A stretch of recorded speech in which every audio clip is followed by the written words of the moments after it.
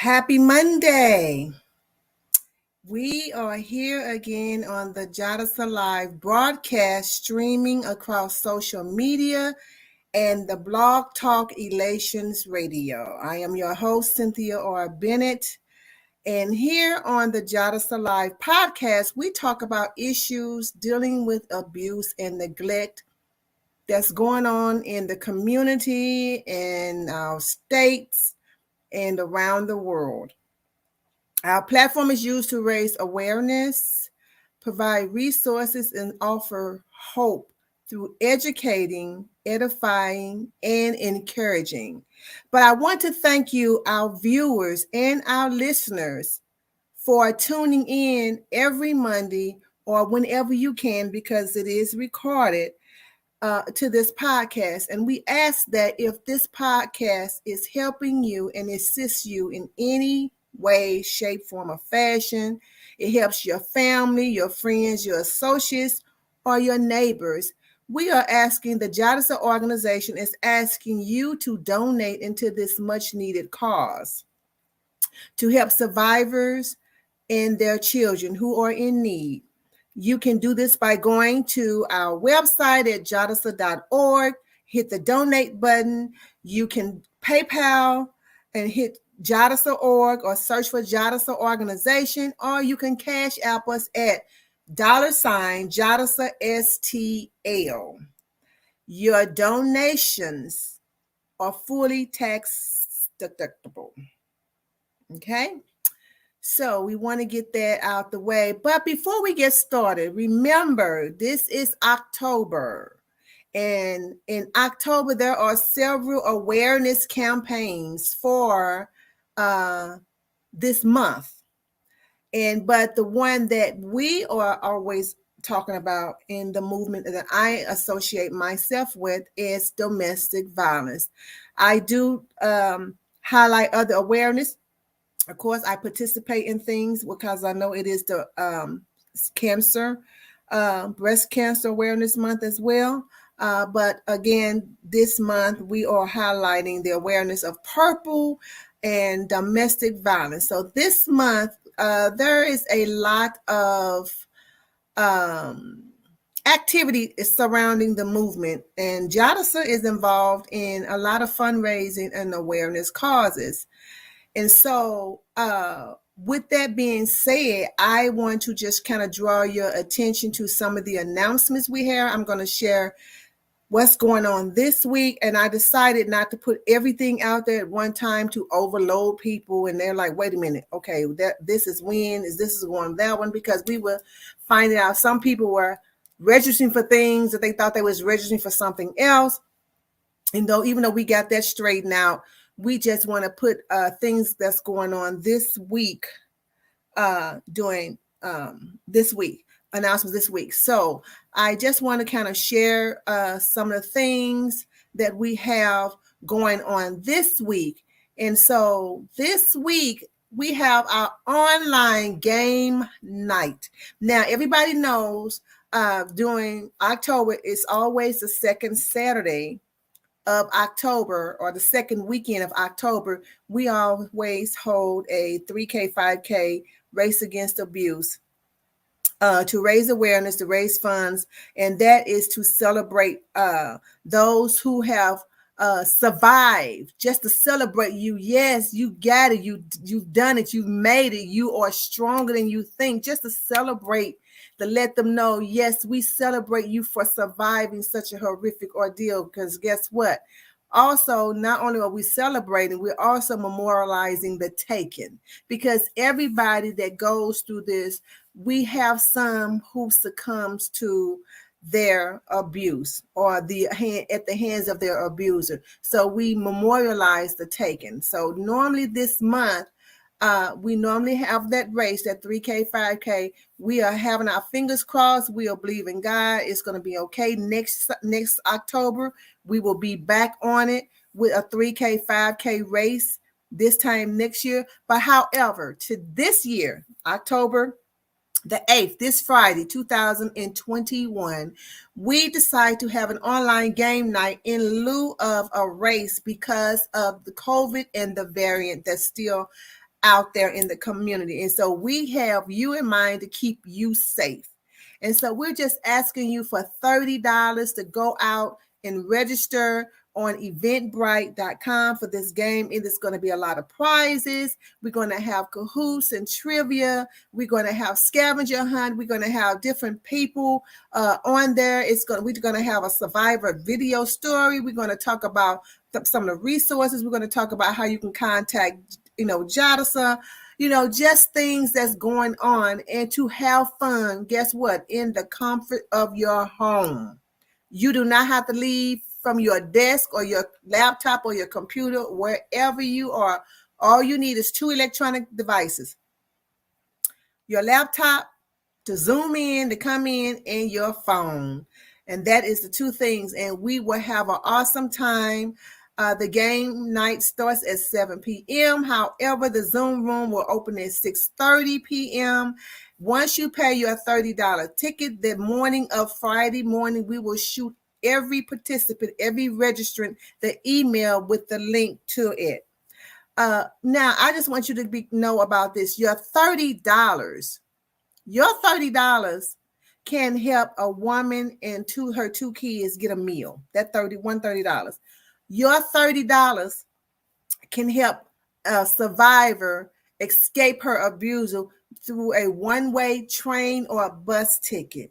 Your $30 can help a mother who has an infant child buy a bag of diapers and 1 can of formula. Your $30. Your $30 can help with emergency toiletries and underclothes and socks, things of that nature, where a lot of people when they give away clothes and stuff, that's one thing, we don't give away that, those type of things and stuff. So your $30 can help somebody life. Something can change somebody's situation. Your $30. So we're asking you to go on to Eventbrite, please, and register. We are looking for you because we are looking to have a grand time and in the name of a cause to help someone else. Okay. So that is Friday, October the 8th. Now we have another event that's coming up. Ladies, listen to me. This event is free. When I tell you, you guys this is the wrong, it says register on Eventbrite. No, you register on JADASA.org. Go to JADASA.org and go to the bottom of the screen. You will see this very flyer, and it has a register button. I believe we only have about 8 or 9 seats left. This event is free to you. When I tell you, you all, the women that's coming, you all are going to be spoiled. Spoiled. Do you hear me? You're going to be spoiled, and you're going to be so glad you came. I mean, we have, again, we have Hope Walker, who is a jazz saxophonist. She is in a professional jazz band. We have her. We also have Regina Barkham, who is a co-host of Barkham's Life Celebration Center. We also have Sarah White, who is the founder of New Beginnings Safe House. She is going to be on a panel. We have Allison Postgay, who is the founder of Empowering Vision. We also have another panelist, Donna Scott, who is the founder of Unmasking Suicide, and me, yourself, Cynthia Bennett, another co-host, who is the founder of JADASA. And we have Vicky Calmise, who is the comedian of Health Hilarious, who is going to come with us. She is also a registered nurse. And so her comedy is going to be around women issues, women health. It's going to be laughter. We're going to have food. We have giveaways. We're going to talk about hot topics. We got live music, crowning. You all probably saying, what's crowning? Well, you got to come and see what that's about, because I'm telling you, this one is going to be the one that's going to be talked about when it's over, because we poured out all stops with the woman with you in mind. Okay. So I want you all to make sure you go out and you register for this event. Now, this one is free to you.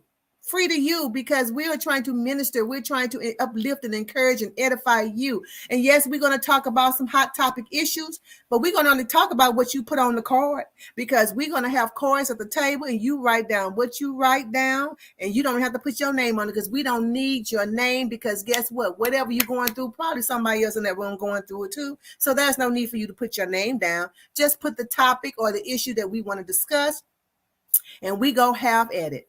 Okay, so please go out there and register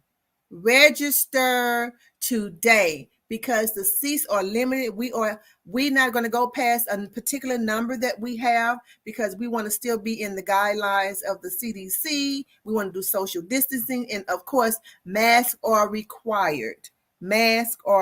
So I'm telling y'all, this is going to be, I am so excited, because not only we get to do this and it's free, but we get to give back to you and to fill you up and to talk with you and help us unload and stuff. Because sometimes we got so much going on, it's time for us to do something for us sometime, right? So before, I get off and run all off into that, let's just get started with tonight. So tonight, I want to discuss the conviction of the R. Kelly case.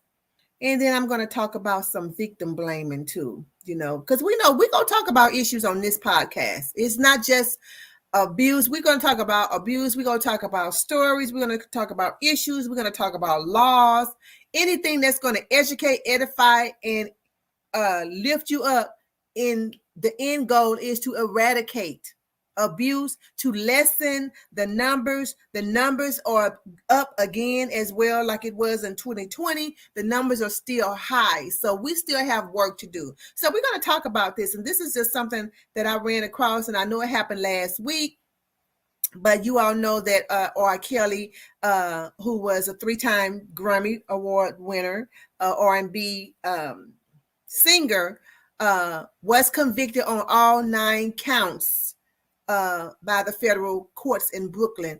And so he was guilty on racketeering and multiple predicate acts, including illegal sex with minors, sexual exploitation of minors, bribery, coercion, and forced labor.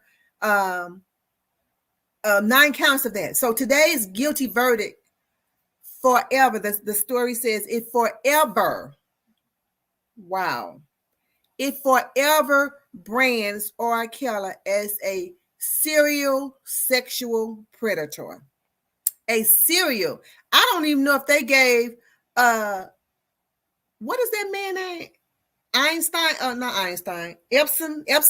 Epstein, whatever the man named that died in the jail, and they don't know who killed him, but he was all up there with Harvey Weinstein and all them, whatever his name, Epstein. I think I'm saying it right. I don't even know if they gave him. They may have, but I don't know if I ever heard that. But I don't really feel for him. I'm not just saying, I mean, in a way, because he's a human being, but what he did was unexcusable.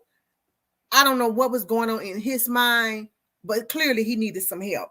And he needed some help long before he came on the music scene. Something was going on way before he did Bump and Grime and all them other things, and I Believe I Can Fly and all that stuff. Something was going on with that man way before he became popular.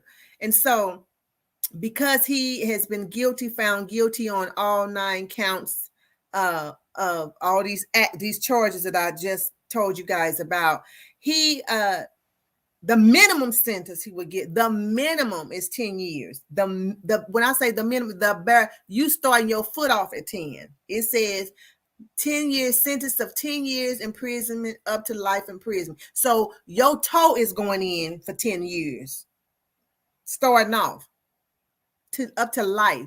And federal is federal. Federal is not state.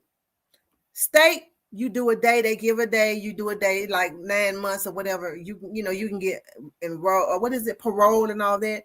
In federal, you do day for day. There is no parole in federal. I don't believe. I think this. I've never heard it. So this is where he is. And you know what? I went out and read, I heard about it. And for some reason, I just did not at the time want to watch all those videos, and especially that documentary of surviving R. Kelly. But you know what? I think I'm gonna go on and watch it because I heard it, and some of the bits and pieces I heard, I can kind of decipher through stuff. And I said, yeah, that many women and stuff, and they talking about, yeah, he did, people, it was too graphic, too detailed, and too many was saying the same thing. And I hadn't even watched the documentary, but I had already, summarized what was going on. And because I've been in the movement of this type of movement for so many years, I already knew, the dude was, out to lunch or whatever. So, but the question has been asked, now this is like, I think the first case started in 96 or something. It's been a while. It's been like 20 or 30 years. And the first one, they talked about the child porn. He was doing child porn. He kind of got off with that. And then the second time he was in court, some young girl, but she wouldn't testify and stuff. But there was been dripping noise going on all through the music industry about his sexual exploitations and his, appetite, or whatever you want to use that word. And, with the young girl, even go all the way back to Aaliyah. Now, Aaliyah been dead, 20 years or something? And, that was an issue back then. She was supposed to be, 14, 15, and they supposed that, quote unquote, got married, and he had somebody to change. Let me tell you what, these, when I was listening to these survivors, one thing they said, and it makes sense, when you got that much power and you got that much leverage and money and access, first of all, people may not like you, but they want your money. They like your money. And if they can keep making money off of you, and they can keep generating wealth off of you, they tend to look the other way, or they go help you do whatever it is that you're asking them to do. To cover up, to lie, talk, say, turn the blind eye, or whatever it is, for him to have gone through this for so many years. And I sat there and listened to some of those two girls, them last two girls that was in the still, the number one girl or whatever that was in the, living in the house with him. And I can't think of their name, Azriel or something like that. And the other one with the J. And people were talking about them. And I'm going to get down to that part about that victim blaming, because, people need to be careful, And so one of the things they was talking about, why did it take so long for them being the legal system to convict him? And, they were saying that, even though they had a significant case, a significant amount of, information about him, it took for this movement, the Me Too movement. And then there was another campaign that was said, #mute R. Kelly or something like that. And it took those type of movements to keep going, and the victims getting courage to come forth for the women to feel like justice has been served, But again, yes, it has been served. He was found guilty on 9 counts. Again, like I said, they said he's going to go away for at least 10 years up to life. So anyway, he's stepping foot in the door 10. That's what they're telling you. When he's going in the door, it's automatically 10, the bottom. That's the least you can do is 10. And so, but what they're saying is, even though the verdict happened on, I think it was the 27th of last Monday, it does prompt some questions. And they said, even though he, it's been out about him since the 90s, about this abuse, why did it take so long for decades for him to receive this punishment? And so, they're saying there's some different behaviors that was out there. And they're talking about his closest confidence. I listened to some of these people, even the people that work for him, some of them was trying to kind of skate around stuff. I don't know what that is about, because my thing is this: if you go skate around the issue and you go try to come up with, well, technically, by the dictionary, dude, why come on and do a video if you go come on and do all that foolishness? You know what? Either you suspected it, either you had a gut feeling, either you thought about it, or you didn't, or it came across your mind or something. Even if it didn't, say that. Don't be trying to get technical when you have the terminology. You don't even know what you're talking about.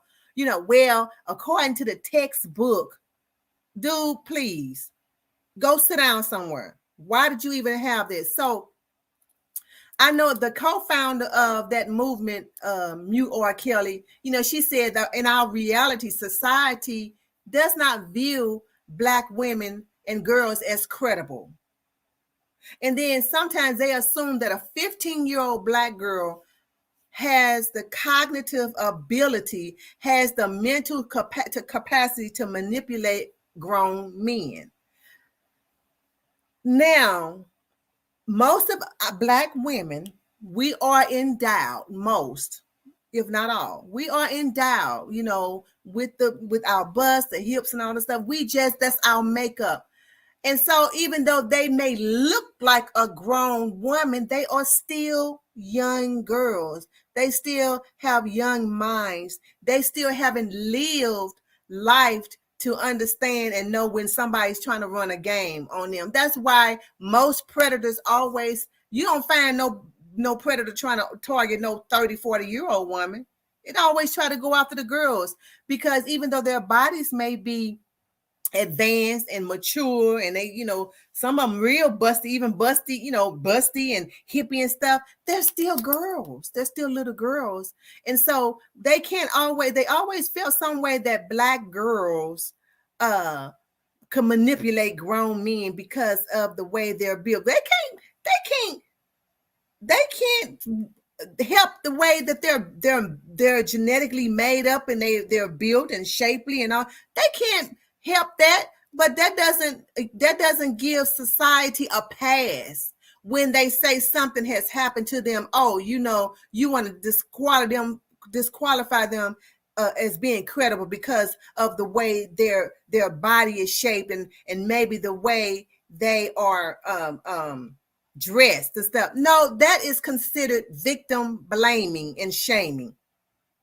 And so they're saying that women, they didn't come forward sooner because they didn't want to be dealing with all of that. And I can tell by even when I was watching some of the videos of even like his ex-wife Drea Kelly, my heart just watching them and going through, listen to their stories and stuff like that. And I can see even some of the likes or whatever they was doing, when the thumbs up, I think it was on Twitter, the thumbs up and stuff and the thumbs down. You can see some of the people, the thumbs down, they didn't like the story or whatever. People don't have, and I talked about this yesterday, people's story, when they're being traumatized and you listen to some of these girls and what they've gone through, the first thing a person does that manipulates, they go for the man, because once you get the man, you get the body. So goes the man, goes the body. Come on. And so the first thing is to manipulate the mind, to deal with that abuse, their mental capacity. When that girl said that the man was in jail and he wanted to make sure that they come by his window, I guess, look out the window, whatever, every day at 4:00 to wave to them, no matter if it rain, sleet, snow, or storm. They had to, their mind had to been pretty kind of twisted up. The man already in jail, but he's still commanding and saying that I want you to come out here and wave to me every day at 4:00, and they did it. And see, people don't realize when you've been abused and you've been in that type of situation, and you're young, and then if you're young and you stay in it, that's like being somebody that's been on drugs. When you start drugs and you in it so long and you constantly deal with it, becomes a codependency. That is just like drugs. A person don't wake up saying, okay, I just wanted to try crack today and I want to get hooked on heroin. Nobody does that. But It's a codependency. You know you don't want to be smoking. You know you don't want to be selling your body. You know you don't want to be selling everything out your house to go get drugs and stuff. You know that's not what you want to do, but it's something that it's a code. It becomes a codependent. It's overriding your will. That's the same thing when you've been in an abusive relationship. All them women saying the same thing. The man, they had to wear certain clothes. They couldn't wear. They had to ask could they go to the bathroom. They had to knock on the door when they was leaving out the room or coming to the room. You know, he would withhold food from them. His wife even said that he hog-tied her, raped her, and then fell asleep. And he went to sleep and she left her on the bed hog-tied through the night. That is traumatic, folks. Y'all, I mean, if you've never, I'm pretty sure most folks haven't been hog-tied, but if something degrading like that has happened to you, that deals with your mind. That woman was married to the man, had 3 kids by him, and she was talking about taking her life to get out of it. That is a very twisted, manipulative. I don't know what happened to the man when he was growing up. Something clearly knocked it off kilter. Something. I know I've read some stories where they were saying that he said he was abused from the time he was 8 to 11 by a female, and then he was abused at 10 by a male. I'm not saying it's not true, but most times abusers, when they do that, they've been abused somewhere in their life. Either they were abused or they grew up in that household. But I am not giving him an out or excuse or nothing. I'm not doing that. But what I'm saying is I just want to talk about his case. He has been found guilty on 9 counts in the federal courts. He going up. He gone. Now I'm sure they're gonna try to do an appeal or whatever. But if the appeal don't go through, he doing at least 10, stepping his toe in at 10. But my point is, I wanted to talk about these survivors. These survivors. Listening to these, these girls were young. They didn't know game like that. And then you got people, giving you your phone number and they just talking about all the acts they had to do. And it was, some of the stuff was like, oh my God, and then you already doing things that you normally wouldn't find yourself doing or think you was doing. And then to come to find out the person and videotape you, now you blackmailed into it. That stuff can go viral. You just, if you have never been in a humiliating situation, you would never understand what these women are talking about. But my point is, I don't want you to victim blame or victim shame. And that's why a lot of victims, when they do go through things, and then I looked at some of these talk shows that some of the Kitty and I think the other lady, I can't think of the other lady, they were on this talk show, and you could just kind of hear some of the questions that the commentator or the show host was, well, didn't you know this? And then now you're making them feel like they stupid, and so you may not want to do that, or you may not intend to do that purposefully, but it does do that. And so Drea Kelly, who was married to him for 13 years, she's saying that it was great. And I listened to the woman. She said, he did all these things, but she's not gonna forgive him for the kids' Christmas. He messed up the kids' Christmas, the birthdays. He messed up all these kids, their kids, spending time with their friends and being able to have a normal life. And for that, she would not forgive him. And she told him she wanted him to go to hell, HE hockey sticks. And so, she talked about the abuse, and she didn't realize, I guess, all the other stuff the folks was going through. But, when she did the second time or something, she said, oh God, I can't go through this no more. She was dealing with her own abuse. And so I don't know. It just seemed like in my mind that he used women as a tool for his self-gratification. My heart went out for the lady that was braiding his hair. Like she said, I'm not even glamorous. She was a pretty girl, but she said, I'm not even glamorous. I'm not even that limelight. Why did he do, and how he just hawked up and spit on folks? That something is wrong when you can hawk up flame and spit in somebody's face several times and urinate on people. And something is wrong. Some wires are crossed. Something is going on wrong that, yeah, he needs help, but, he needs to be where he's going for and get his mind together, because he has hurt so many people. He has damaged so many people. And so now they're saying that, they feel like justice can be served. But, I talked about that.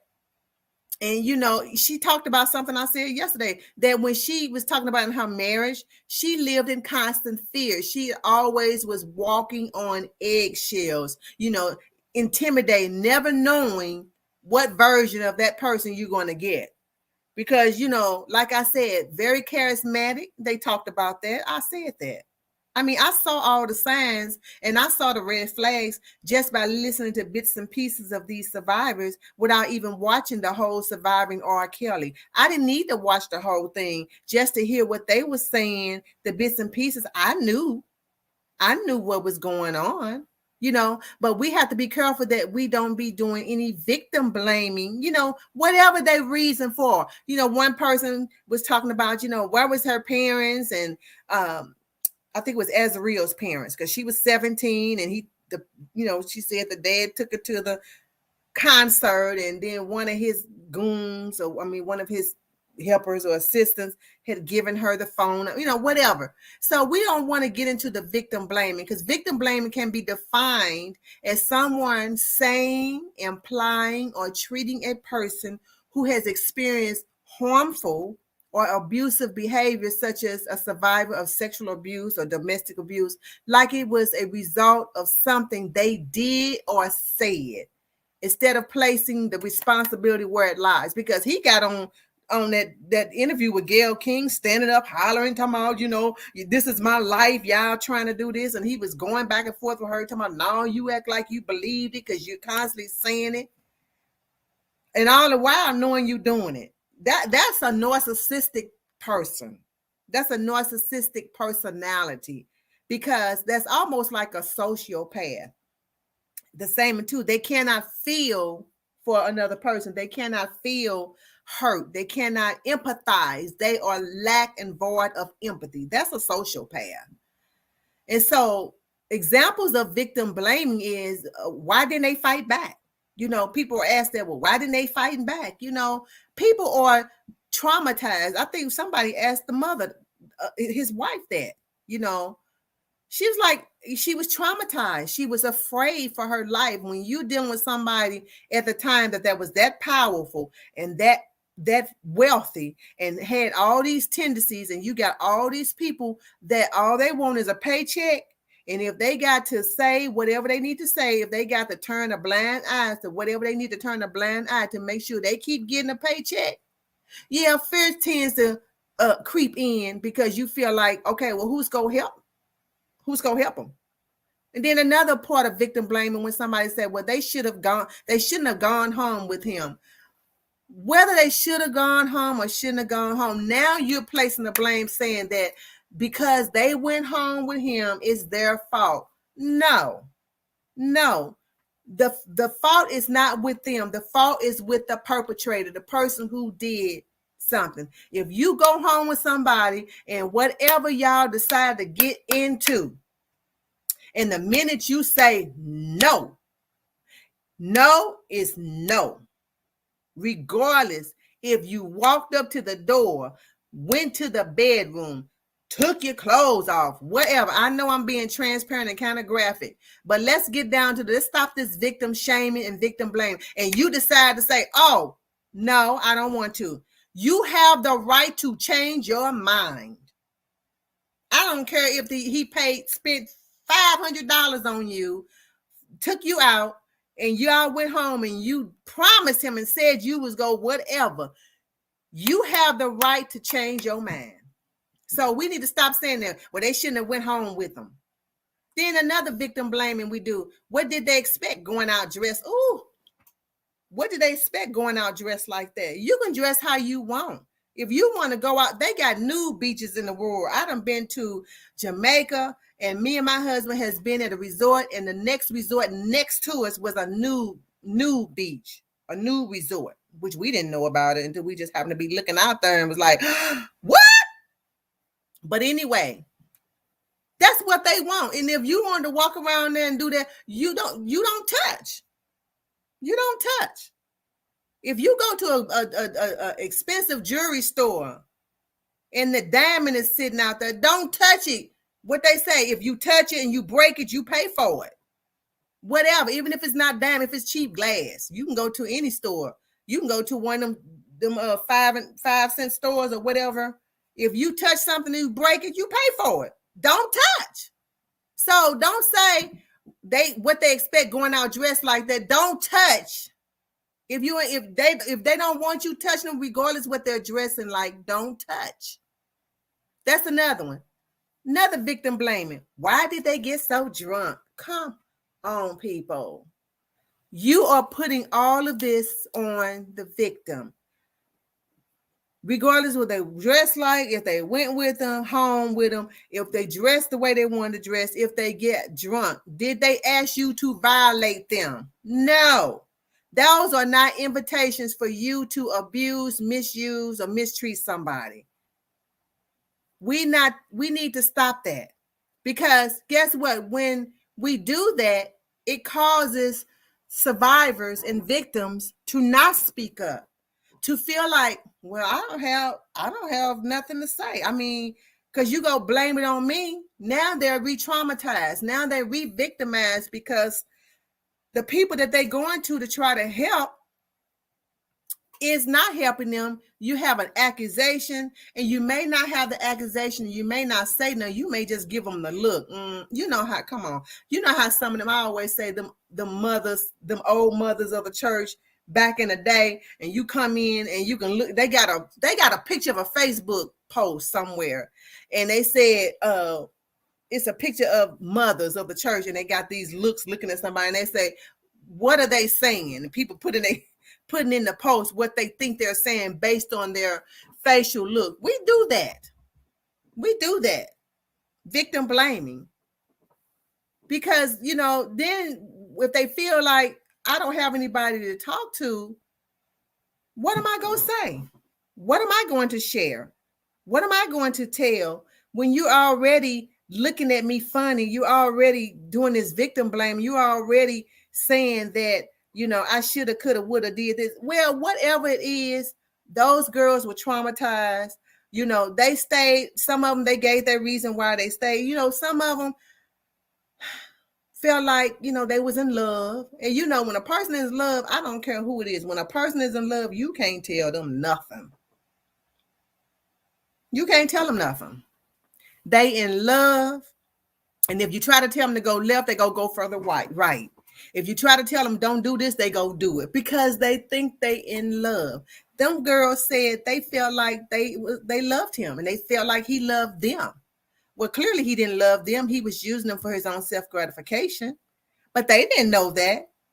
That's why he targeted them and was getting them at the age that he got them. Yeah, they may have the body, they may have, the curves and all that. Like the one guy that was his I guess his personal manager for 15 years. He said if a girl had a big booty, regardless whether she was 15 or 25, he didn't care. It didn't matter about the age. She just had a big booty. Right? He said that out of his mouth. You can go look on YouTube and pull it up. He said that. And so what it's saying is he would get these girls at a young age. And yes, they might have been matured in their bodies. That don't mean they was matured in their mind, in their thinking capacity. And so, like you said, most predators, this media, going print media said that he is considered a predator, a serial sexual predator. They called him that. So don't be, acting, coming on here saying nothing to me. That's what is in print. They put that on there. He is considered a serial sexual predator. Whew, that's a mouthful. And so I just wanted to come on about that. I looked at some of the survivor stories. I read up about the case. I gave you all what he was indicted on, what he was found guilty on, the 9 counts. This was in the federal courts in Brooklyn, and I'm sure they probably his lawyers are probably going to try to appeal it. But as of now, he's guilty on all 9 counts, and I guess his sentencing will be in May if they don't win an appeal or whatever, or get the appeal. But his sentence is in May the 9th. So it's kind of give some of these survivors closure, because there seem to be a lot. The one girl said he had women in every city, you know, and I feel for his kids, because like his mom, the wife, the ex-wife say, you know, they got to deal with that lineage. They got to deal with that legacy and people, you know, looking at them knowing. And they asked her, they said, well, would you ever change your name? She said, no. She said, I dealt with this. I got this name through blood, sweat, and tears, literally. And so, you know, I don't fault her. She's brave. She's still lovable. She still love her children and stuff like that.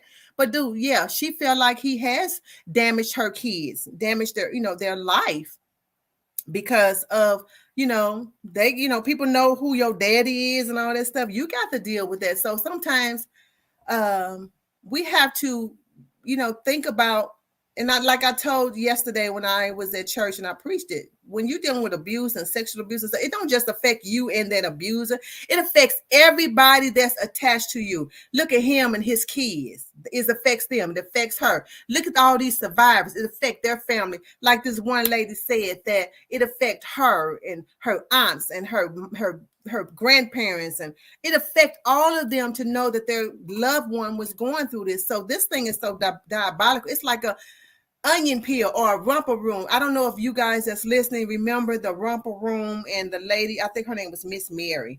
She would put that mirror up and it would just swirl round and round and round and round and round. You could not find the end because it was just constantly swirling. That's what this is, and that's how it affects. It affects people on so many levels.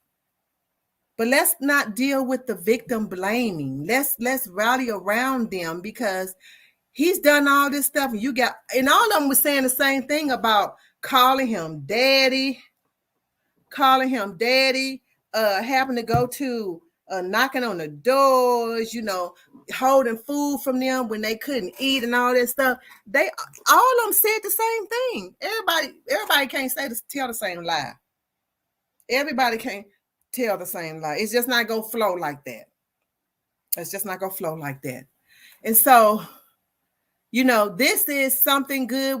We want the victims to constantly speak up, and share your story, because it, you know, like I said, abusers, they thrive on 2 things. They thrive for you to be in secrecy, and they thrive for you to be in darkness. Secrecy and darkness. They want you to be ostracized. And these girls was away from their families for years. Whew.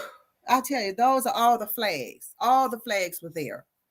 And so I just wanted to come on here and talk about that in this segment. Again, yes, R. Kelly has been found guilty on 9 counts.